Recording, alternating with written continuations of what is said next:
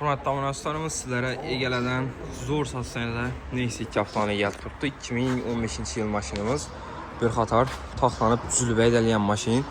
Metan qazları ba 227 km tutdu. Kraskası bir krelində petno kraskası. Bu sularda göstərib təşkil olavarsa, maşinimizdə 4 dənə paket boş valda qoyulğan, kruqoy tonirovka vurulğan.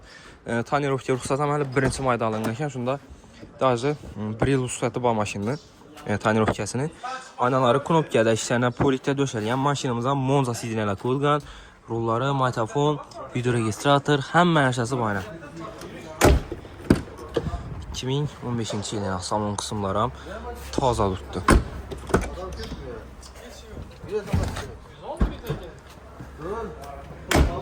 Evet dostlar. Arka bağışlarına belə nasozları qoyulub taxlanıb durdu maşın. Metalları, həmmə əşyası var. Evet dostlar, Blue Voltudons lüks kondisioner maşin. Heç yerində çatnakı, udarı, sınıq yox. Baxasına yaladan basaq, baxası 77 milyon som. Naqd pul bolsa üstündə yenə 1-2 som gəlişdirib baramiz. 17 milyon som bilən avtokreditə çıxadı. Pilus Sky klassla 3 milyon 300 min somdan 3 yıla aylık dolov. Maşinimiz Koşu bir avtomarketdə satılıb qoyuldu, gəlib xarid qılavrası.